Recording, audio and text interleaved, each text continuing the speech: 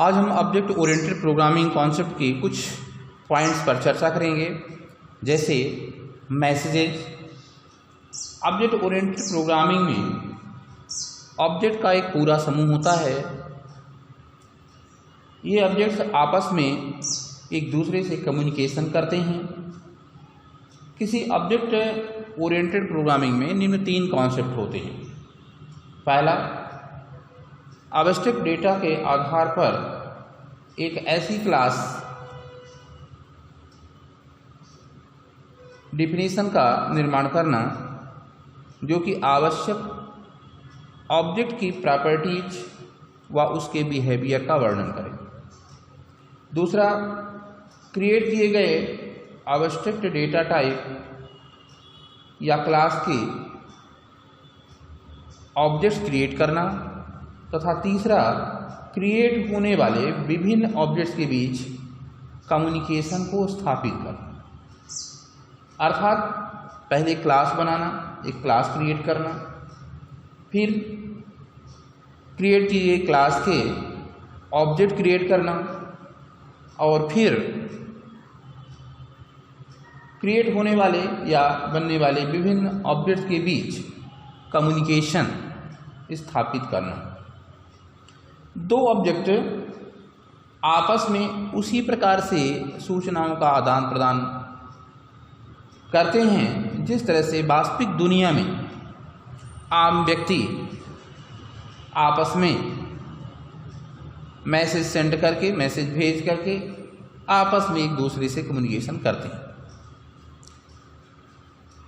Message passing अवधारणाओं में, concept में, जब एक ऑब्जेक्ट ए दूसरे ऑब्जेक्ट बी से कम्युनिकेशन करना चाहता है, माना 2 ऑब्जेक्ट हैं, एक ऑब्जेक्ट ए है तथा दूसरा ऑब्जेक्ट बी है, तथा वे दोनों एक दूसरे से कम्युनिकेशन करना चाहते हैं, तब वह ऑब्जेक्ट ए दूसरे ऑब्जेक्ट बी को एक मैसेज पास करता है। अर्थात दूसरे ऑब्जेक्ट बी के किसी मेंबर फंक्शन को कॉल करता है।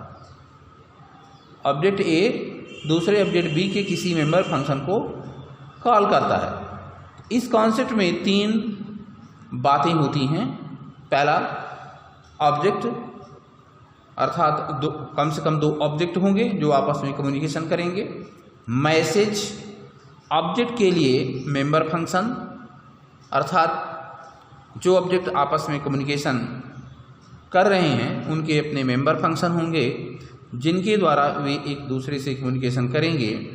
और तीसरा, इंफॉर्मेशन, ऑब्जेक्ट के मेंबर फंक्शन में आर्गुमेंट, अर्थात मेंबर फंक्शन में जो हम आर्गुमेंट पास करेंगे, जो इंफॉर्मेशन देंगे, वही इंफॉर्मेशन दूसरे ऑब्जेक्ट के पास पहुंचती है। जैसे माना कि कस्टमर ऑब्जेक्ट अकाउंट ऑब्जेक्ट से अपने बैंक बैलेंस की जानकारी प्राप्त करना चाहता है, तब कस्टमर ऑब्जेक्ट अकाउंट ऑब्जेक्ट को एक मैसेज भेजता है। अर्थात अकाउंट ऑब्जेक्ट के रेफरेंस में किसी मेंबर फंक्शन को कॉल करता है और मैसेज में बैंक बैलेंस की जानकारी प्राप्त करने के लिए इनफॉर्मेशन, अर्थात आर्गुमेंट्स भेजता है। अकाउंट कोई ऑब्जेक्ट है, वह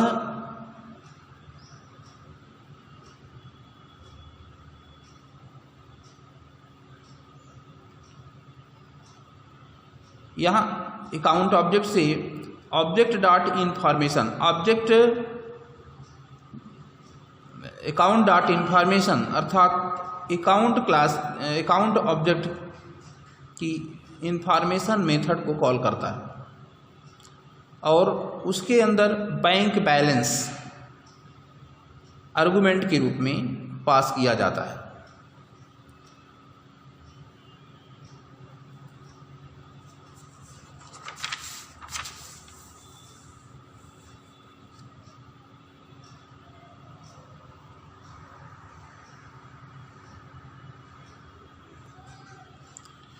अब हम बात करते हैं क्लासेस की।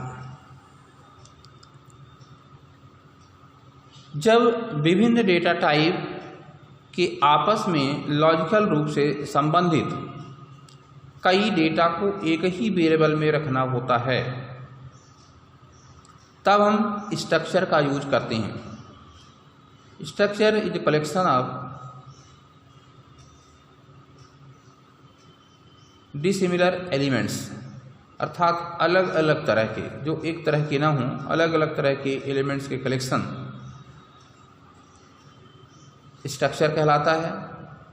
एक स्ट्रक्चर में डिफरेंट डेटा आइटम्स हो सकते हैं या होते हैं या हो सकते हैं, जबकि एरे, जैसे एरे होता है, array the collection of homogeneous elements, एक ही तरह के एलिमेंट्स के कलेक्शन को एरे कहते हैं। यही कार्य क्लास भी करता है, अर्थात जो कार्य स्ट्रक्चर का होता है वही कार्य क्लास का भी होता है। क्लास में, अर्थात क्लास में भी विभिन्न डेटा टाइप्स के आपस में लॉजिकली रिलेटेड वेरिएबल डिक्लेयर करते हैं। एक क्लास के अंदर भी हम अलग अलग टाइप के वेरिएबल को डिक्लेयर करते हैं। दोनों में मुख्य अंतर यह है, स्ट्रक्चर और क्लास में मुख्य अंतर यह है कि स्ट्रक्चर के मेंबर बाय डिफ़ॉल्ट पब्लिक होते हैं, अर्थात ग्लोबल होते हैं, जबकि एक क्लास के मेंबर लोकल या प्राइवेट होते हैं।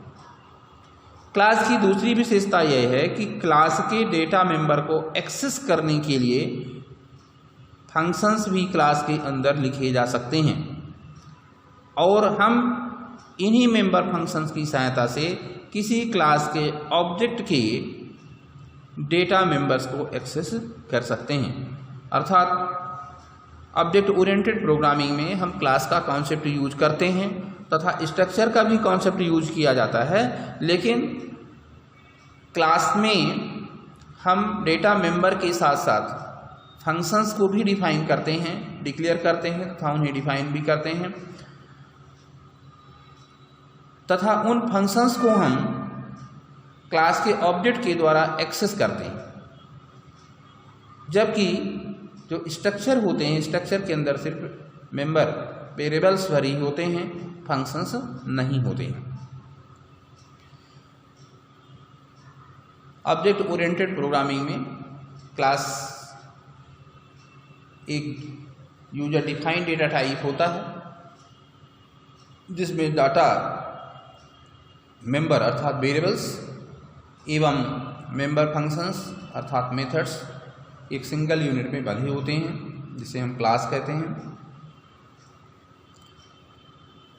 सिमिलर टाइप के ऑब्जेक्ट्स के कलेक्शन को क्लास कहते हैं, अर्थात क्लास एक ही तरह के ऑब्जेक्ट्स को के कलेक्शन होते हैं। नेक्स्ट है ऑब्जेक्ट। अब हम ऑब्जेक्ट ओरिएंटेड प्रोग्रामिंग के नेक्स्ट कॉन्सेप्ट ऑब्जेक्ट पर चर्चा करते हैं। ऑब्जेक्ट किसी ऑब्जेक्ट ओरिएंटेड सिस्टम की मूलभूत रन टाइम यूनिट होते हैं, अर्थात वास्तविक संसार की हर चीज ऑब्जेक्ट कहलाता है। ऑब्जेक्ट मेमोरी में स्पेस लेते हैं तथा प्रत्येक ऑब्जेक्ट का एक मेमोरी एड्रेस होता है। जब हम कोई क्लास क्रिएट करते हैं, क्लास में डेटा मेंबर होते हैं तथा मेंबर फंक्शन होते हैं।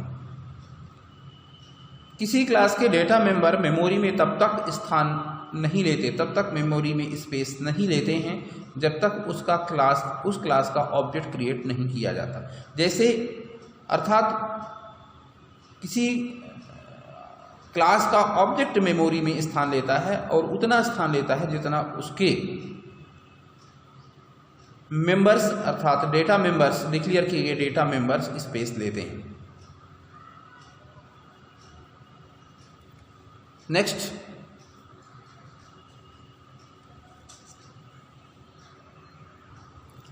फीचर है इनहेरिटेंस, अर्थात ऑब्जेक्ट ओरिएंटेड प्रोग्रामिंग के नेक्स्ट फीचर इनहेरिटेंस पर हम चर्चा करते हैं। यह ऊप्स का अर्थात ऑब्जेक्ट ओरिएंटेड प्रोग्रामिंग का एक महत्वपूर्ण फीचर है। इनहेरिटेंस एक क्लास को किसी अन्य क्लास के फीचर को यूज करने के लिए सुविधा प्रदान करता है। अर्थात इनहेरिटेंस टेक्निक में हम एक क्लास के फीचर को किसी दूसरे क्लास में यूज कर सकते हैं। यह पहले से बनी हुई क्लास के आधार पर नई क्लास बनाने की सुविधा देता है। इनहेरिटेंस की जाने वाली क्लास को बेस क्लास, अर्थात वह क्लास जो इनहेरिट हो रही है, अर्थात जिसके फीचर को लेकर के हम नई क्लास बना रहे हैं, उसे बेस क्लास या पेरेंट क्लास कहते हैं। एवं और इनहेरिट करने वाली क्लास को डिराइव क्लास या चाइल्ड क्लास कहते हैं। अर्थात जो क्लास किसी दूसरे क्लास के फीचर को लेकर के बनाई जाती है, अर्थात बेस क्लास के फीचर को लेकर के क्रिएट की गई है, वह डिराइव क्लास या चाइल्ड क्लास कहलाती है। जैसे हमारी एक क्लास है ए, जिसके फीचर को लेकर के हमने एक नई क्लास क्रिएट किया बी।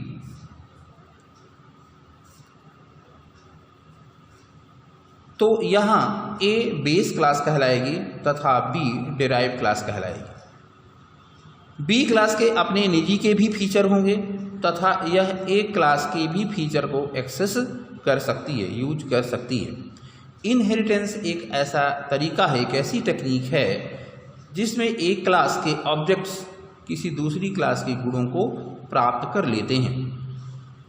अर्थात ऐसी टेक्निक या ऑब्जेक्ट ओरिएंटेड का ऐसा फीचर, प्रोग्रामिंग का ऐसा फीचर जिसमें एक क्लास के ऑब्जेक्ट दूसरी क्लास के फीचर को एक्सेस कर सकते हैं, उसे इनहेरिटेंस कहते हैं।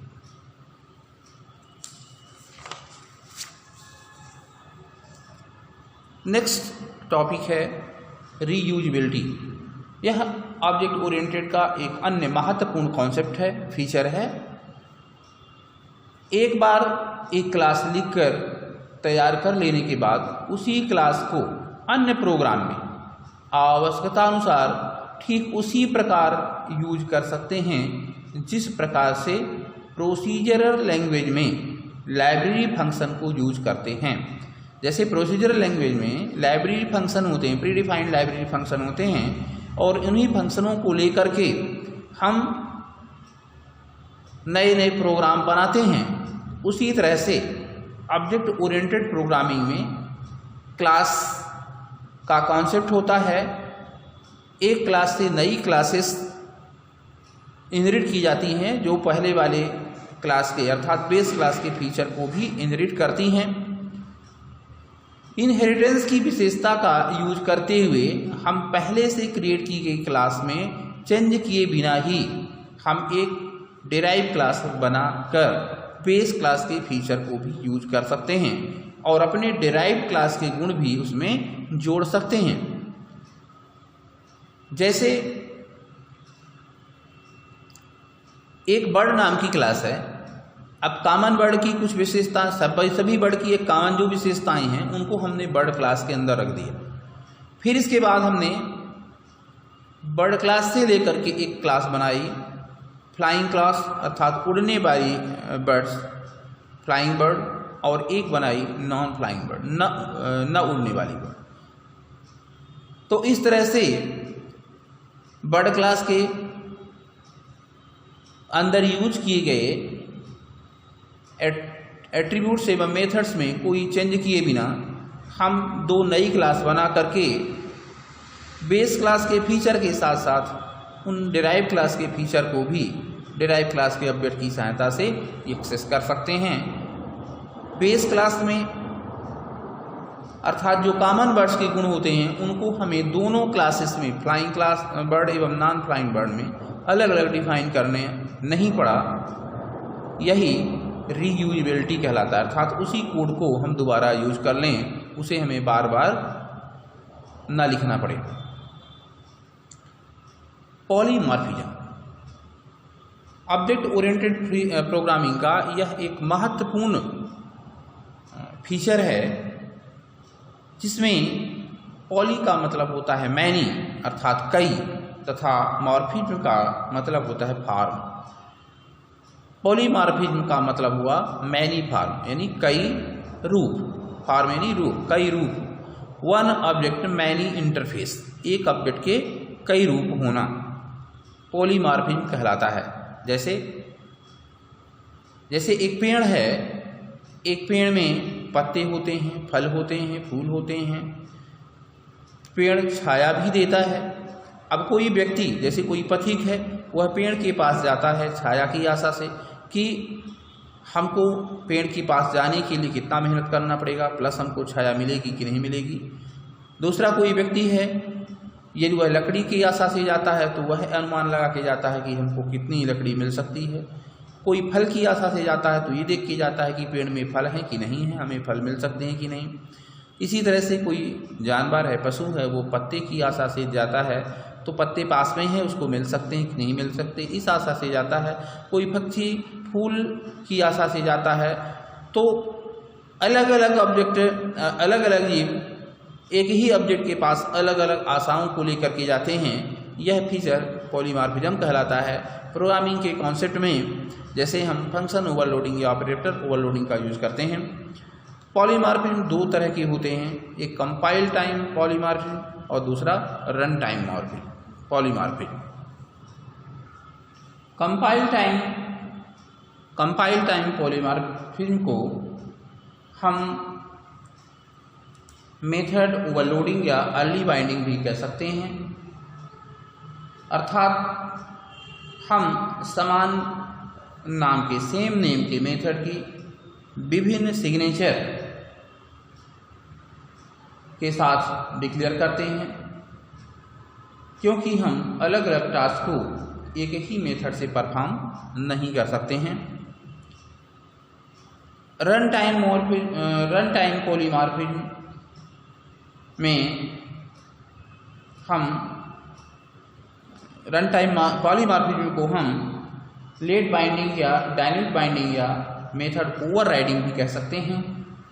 इस पॉलीमॉर्फिज्म का अर्थ है कि हम समान नाम के मेथड को समान सिग्नेचर के साथ डिक्लेयर करते हैं।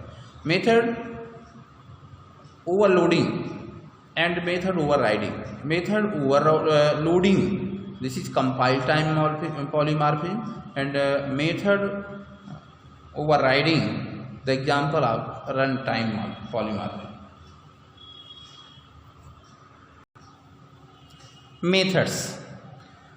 मेथड्स ब्लॉक ऑफ स्टेटमेंट्स होते हैं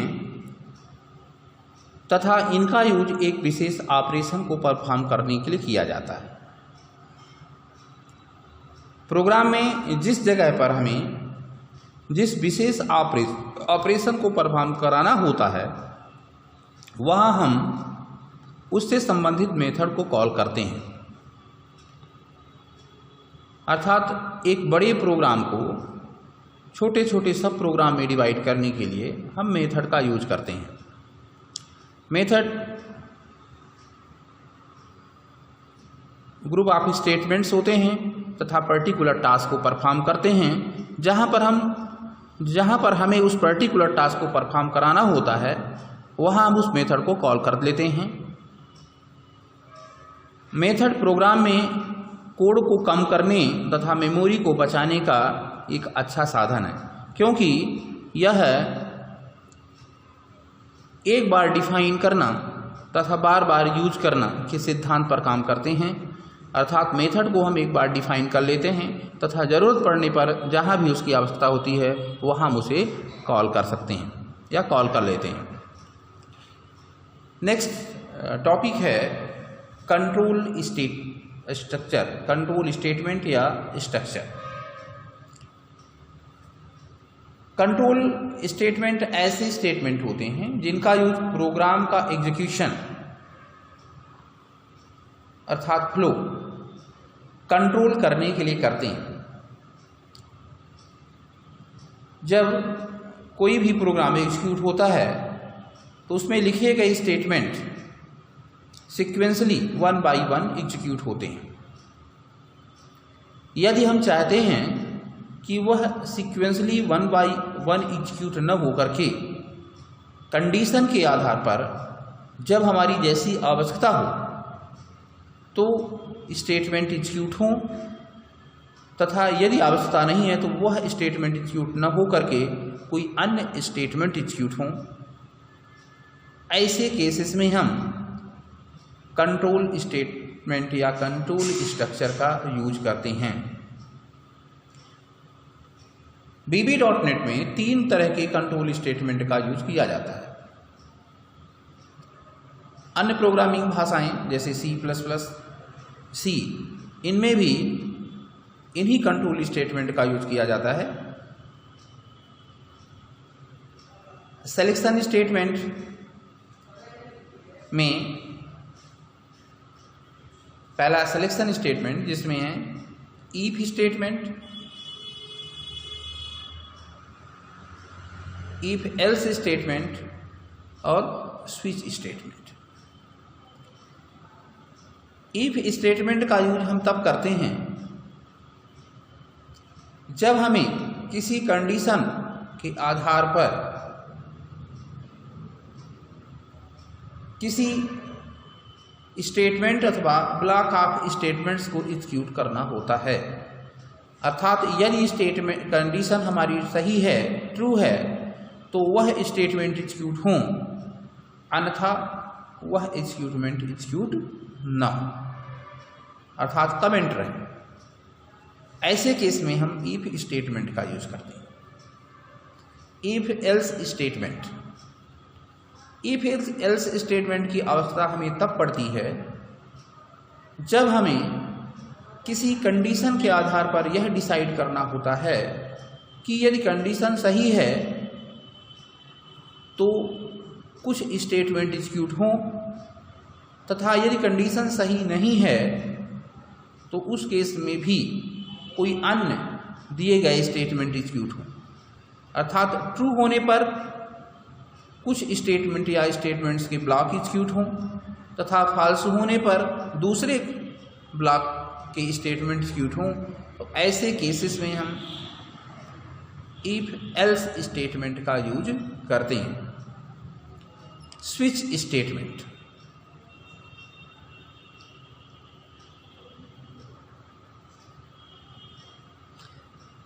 जब इफ स्टेटमेंट का यूज करके हम कोई प्रोग्राम तैयार करते हैं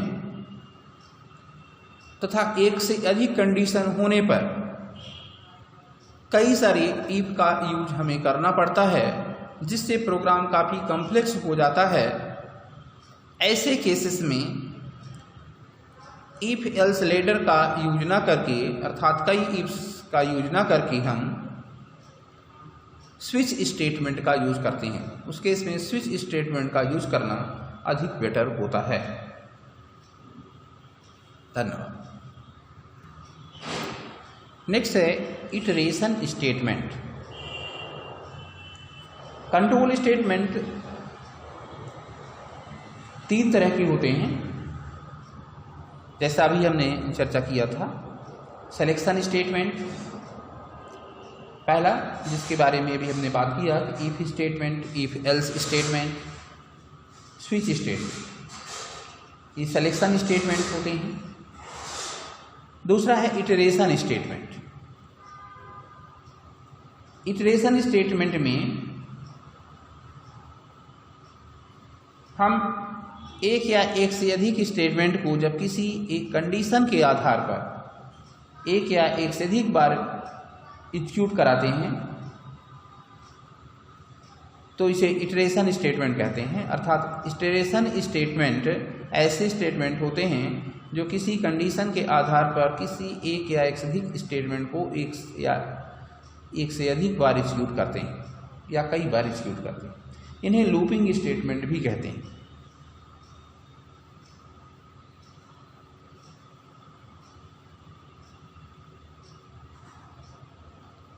इटरेशन स्टेटमेंट निम्न प्रकार के होते हैं, जैसे फॉर लूप, व्हाइल लूप एवं डू व्हाइल।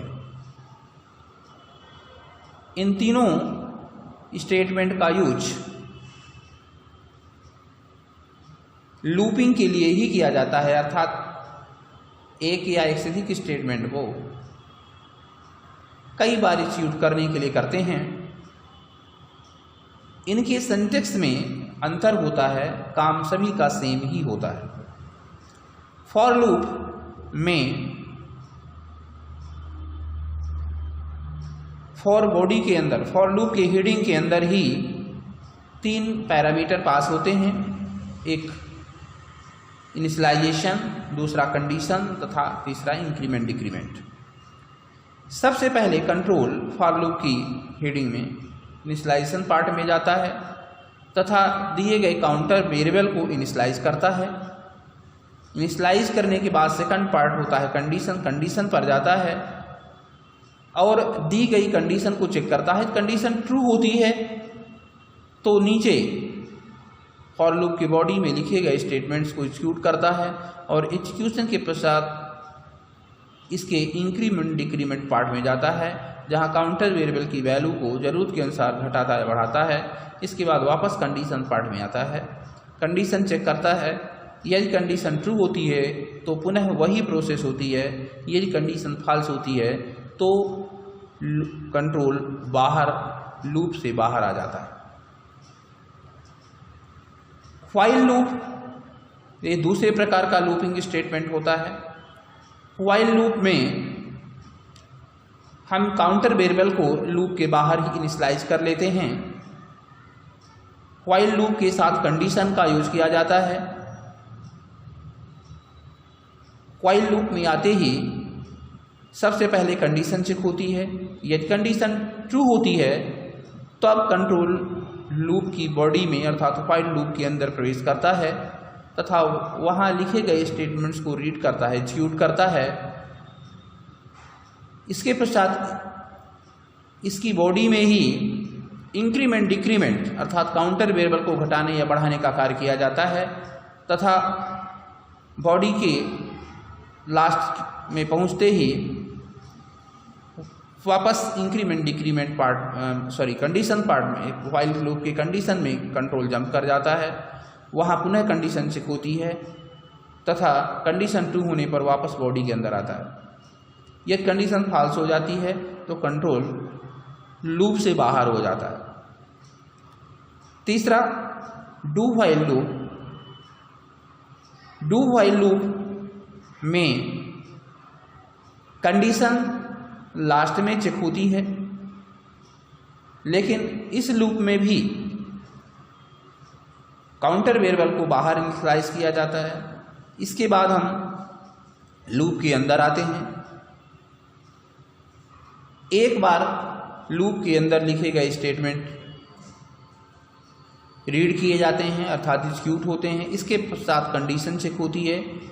यदि कंडीशन ट्रू होती है तो दोबारा कंट्रोल ऊपर जाता है तथा लूप के अंदर के लिखे गए पुनः स्टेटमेंट को एग्जीक्यूट करता है तथा यदि कंडीशन फॉल्स होती है तो वहीं से बाहर आ जाते हैं। Do while loop exit level loop कहलाता है तथा व्हाइल लूप एवं फॉर लूप जो होते हैं एंट्री लेवल लूप कहलाते हैं। अर्थात इन लूपों में कंडीशन पहले चेक होती है। फॉर लूप एवं व्हाइल लूप में कंडीशन पहले चेक होती है। कंडीशन ट्रू होती है तभी हम लूप के बॉडी के अंदर प्रवेश कर पाते हैं, नहीं तो वहीं से बाहर आ जाते हैं। जबकि डू व्हाइल लूप जो होता है यह एग्जिट लेवल लूप होता है। इसमें हम एक बार लूप के अंदर लिखा गया स्टेटमेंट कम से कम एग्जीक्यूट ही होता है। यदि कंडीशन ट्रू होती है तब दोबारा स्टेटमेंट एग्जीक्यूट होते हैं, नहीं तो लूप से हम बाहर आ जाते हैं। तीसरे तरह के स्टेटमेंट होते हैं जंप स्टेटमेंट होते हैं, जिसमें 2 तरह के स्टेटमेंट यूज किए जाते हैं, ब्रेक स्टेटमेंट एवं कंटिन्यू स्टेटमेंट। ब्रेक स्टेटमेंट का यूज स्विच केस में अथवा लूपिंग में किया जाता है। स्विच स्टेटमेंट में हम एक केस के लिखे गए स्टेटमेंट को ब्रेक करने के लिए स्विच का यूज ब्रेक का यूज करते हैं, क्योंकि यदि स्विच केस में यदि केस ट्रू होता है, केस मैच कर जाता है, तो वह बाकी के केसेस को चेक नहीं करता, सारे केसेस को ऑटोमेटिक रीड कर लेता है। अतः यदि हम चाहते हैं कि वहीं से ब्रेक कर दिया जाए, आगे के स्टेटमेंट को रीड न करें, तो हम केस के साथ में हर केस के लास्ट में ब्रेक का यूज करते हैं। लूपिंग के केस में यदि इनर और आउटर लूप का कॉन्सेप्ट होता है, हम किसी कंडीशन के आधार पर लूप से बाहर आना चाहते हैं, तो उस केस में हम ब्रेक का यूज करके बाहर आ सकते हैं।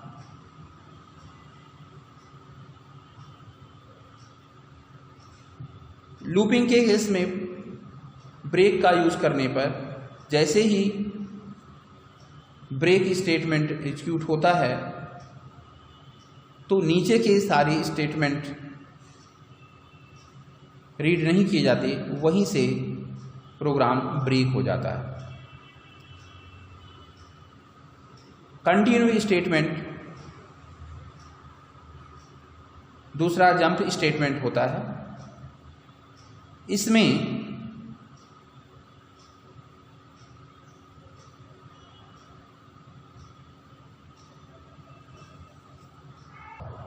कंट्रोल वापस कंडीशन पार्ट पर जंप कर जाता है। अर्थात जैसे यदि हमने किसी भी लूप स्टेटमेंट में कंटिन्यू का यूज किया है, तो किसी कंडीशन के आधार पर यदि हमने कंटिन्यू का यूज किया है और वह कंडीशन ट्रू होती है, तो नीचे के ब्लॉक में नीचे के लिखे स्टेटमेंट को रीड ना करके कंट्रोल वापस कंडीशन पार्ट में जंप कर जाता है। Thank you.